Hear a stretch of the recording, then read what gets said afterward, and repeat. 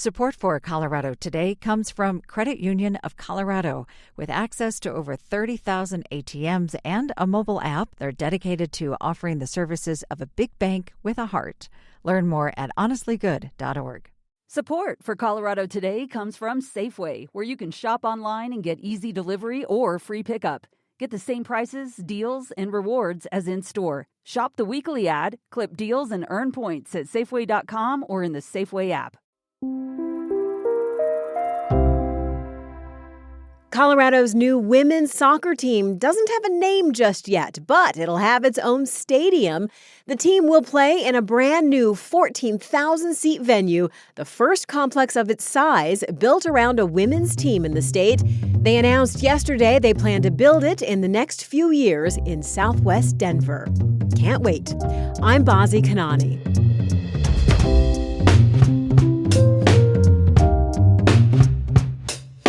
Coming up, your local school may be closed tomorrow because teachers will be busy protesting over the budget. Teachers want no cuts. They say they've felt the pain for 15 years and it's someone else's turn. Then, veterans in Colorado speak out on changes at the VA. I put my life on a line like a lot of these folks here, and I want my contract fulfilled. Plus, an icon of the immigrants' rights movement is in ICE custody and could be deported herself. Free Jeanette! Free Jeanette!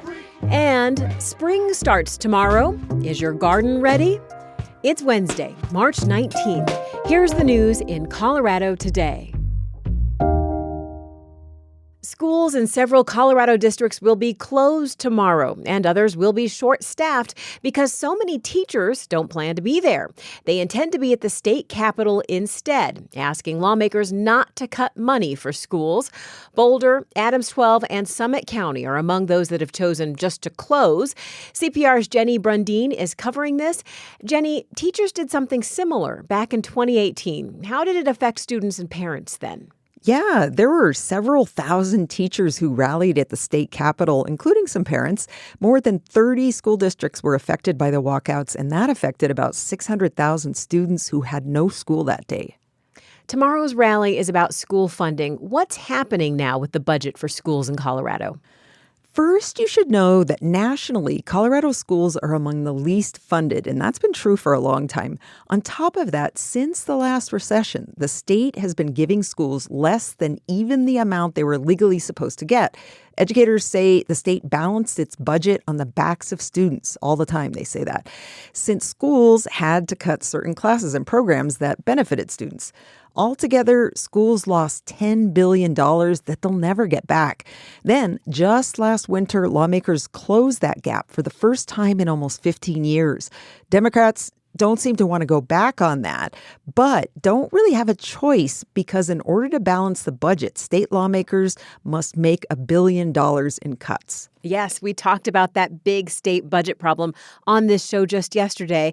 So, Jenny, as it relates to schools, how could the need to cut $1 billion affect how much money local schools will get? Yeah, it's going to have a big effect. Governor Polis made the first volley. He proposed a change that would mean some school districts lose almost a third of their budgets in a single year. The House Speaker wants to cut less, and her proposal would keep schools at least at this year's funding level. But because of inflationary and salary pressures, some schools would still have to cut teachers or expand class sizes. And that's where the teacher walkout tomorrow comes in. Teachers want no cuts. They say they've felt the pain for 15 years and it's someone else's turn. They'd also like to see state leaders make the case to Coloradans for a new funding source for schools. It seems like there are two forces that could hurt public schools right now. There are the budget limits that you've mentioned that are forcing Colorado Democrats to really pare back spending. And then nationally, many in the Republican Party want to move away from support for traditional public schools and fund alternatives as well or instead. Which do you think is the bigger deal right now for the future of our public schools? At the state level, I've actually noticed a shift over the years towards a more bipartisan type of support for funding public schools. Fixing the state's perennial budget crisis, I'd say, is the biggest deal for the future of public education. But I'm saying this before we know exactly what the plans are of the Trump administration for school funding and school vouchers. I know you'll be watching that closely. Thanks, Jenny. You're welcome. Mass layoffs are expected at the Department of Veterans Affairs, and Colorado veterans worry about what that will mean. I'm very worried because I have Social Security because I'm retired, which is not that much, and my 100% disability from the VA. That was Armand Peliquin, who served in both Vietnam and the Persian Gulf. Last month, the VA lost thousands of employees, and now the Department of Government Efficiency, DOGE, is calling for 80,000 more layoffs. That could result in canceled contracts, reduced support staff, and for veterans, benefits getting cut. Peliquin was among a group of hundreds of veterans who demonstrated Friday in Denver. Arlo talked with CPR's Molly Cruz, who was there. Hey, Molly, tell me about the protest. Yeah, so hundreds of Colorado veterans showed up on Friday. They came from as far as Lakewood to Cheyenne Wells. They were carrying flags and homemade cardboard signs that said things like, Trump doesn't respect the VA or veterans. So there was a lot of anger there. And Armand Peliquin, who you mentioned earlier, was one of them. He's a longtime Colorado resident. He served in the Marine Corps for over 20 years with 2 tours of combat. At one point, he was stationed in Camp Lejeune in North Carolina, where water on that base is infamously toxic with high concentrations of benzene and other carcinogenic contaminants. He told me he's since been diagnosed with leukemia, and according to him, he suspects his diagnosis is linked to his time on that base. So he's very much worried about the cuts. And if he loses his health care, he fears he could lose everything. If I lose that, or if it's cut somewhat, I still pay a mortgage. And so I don't want to lose that. I mean, I shouldn't lose that. I mean, I put my life on a line like a lot of these folks here, and I want my contract fulfilled. Those are strong words from Peliquin. Who else did you meet at the rally? I also met a woman named Margot Wilson. She told me that she showed up on Friday as she has several family members and friends who are veterans. Her nephew in particular relies on VA healthcare. He's in Bosnia. He was in Afghanistan, and he's got PTSD. He's got a number of disabilities now as a result of serving in the wars, and he needs the VA. Molly, these layoffs are coming at a time when the Trump administration has been targeting transgender individuals in the military, particularly their access to health care. Can you talk to me a little bit about that? Absolutely. So he has limited access to health care for those who are serving. But in fact, earlier this year, Trump made an executive order to remove transgender service members from the military entirely. Carol Smith is one of those members. I met her on Friday. She's a transgender Vietnam War veteran. And I spoke to her about her current frustrations with the administration. She told me that she's angry that trans people have a huge target on their backs. Our trans soldiers are being threatened with being discharged from the service, and in some cases it has already started. These people are doctors, fighter pilots, Black Hawk pilots, and yes, infantrymen and sailors. And just to kind of clarify, the Pentagon has actually already begun identifying service members and recruits with gender dysphoria to be separated from the U.S. military. Molly, thank you so much. Thanks, Arlo. I don't even know how I feel right now. Discouraged, despair. Dozens of people gathered at the Immigration Detention Center in Aurora yesterday. They were looking for Jeanette Vizguerra, who became nationally known for evading immigration authorities in a Denver church basement. Now she's in ICE custody and may be deported. It's just like, how is this happening in our country?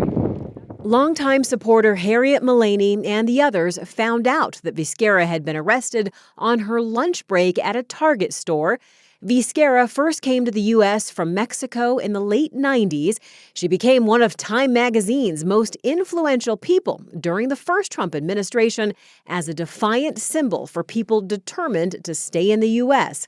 But her visa application was never approved, and her legal status has left her vulnerable, especially when President Trump took office a second time.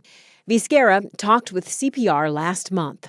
Unfortunately, in this moment, Donald Trump broke the sensitive spaces. There no is more protection for anybody. Colorado Democrats immediately condemned Vizguerra's detention and signaled that it could be retribution from the new Trump administration. Here's Denver Mayor Mike Johnston. This is Soviet-style political persecution of political dissidents under the guise of immigration enforcement. Her supporters and attorney Laura Lichter worry that she'll be deported without due process.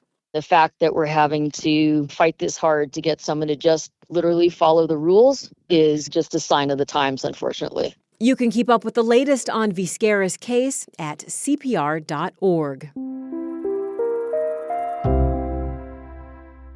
The news is heavy some days, so how about a palate cleanser? I know it just got cold again, but spring officially starts tomorrow. And you might already be feeling a touch of spring fever, especially if you're a gardener. In Colorado, it is wise to be patient and wait a couple more months before you plant your flowers and veggies. We recommend Mother's Day. That's our average last frost. So annuals and vegetables, especially after Mother's Day. Sam Nilsson is head grower at Phelan Gardens in Colorado Springs. She says there are some things eager gardeners can and should get a jump on right now in early spring. For example, if you're considering transitioning your lawn from grass to clover. I think it's a great idea. I wish everybody would have a clover lawn. It's more drought tolerant. It is pollinator friendly. Those are the biggest reasons. It's a lot less maintenance as well than your lawn. It doesn't need to be mowed as often. This is the time to get clover seed started so it germinates before the summer heat. You want to mow your grass down as low as you can, de-thatch it, get any leftover dying grass out, and just get as best contact with the soil as you can get for those seeds. Another thing you can start on right away, pest prevention. Oh, grasshoppers. The biggest thing that people can do for grasshoppers is to till their soil.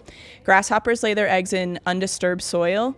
And so even if you're working your garden bed all the time and you might not think that's undisturbed, but you have this whole yard sitting right next to it that you're just mowing and not ever aerating or tilling, grasshoppers are going to lay their eggs there and they're going to emerge themselves in the spring and start reproducing, and it's going to just happen again.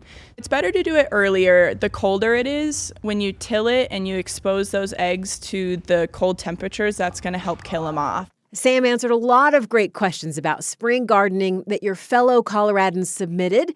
You can hear her answers and ideas in the full conversation in today's Colorado Matters podcast. Additional reporting for today's show came from CPR's Allison Sherry and Denverites Kevin Beatty and Kyle Harris. Colorado Today is made possible by listeners like you. Thank you. And be sure to tap follow on Colorado Today in your podcast app.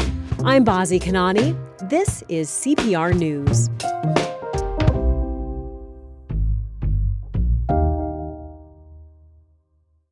Support for Colorado Today comes from Credit Union of Colorado. With access to over 30,000 ATMs and a mobile app, they're dedicated to offering the services of a big bank with a heart. Learn more at honestlygood.org. Support for Colorado Today comes from Safeway, where teachers can save 5% every day. Download the Safeway app and verify your teacher status for exclusive offers and discounts. Get started at Safeway.com or in the Safeway app.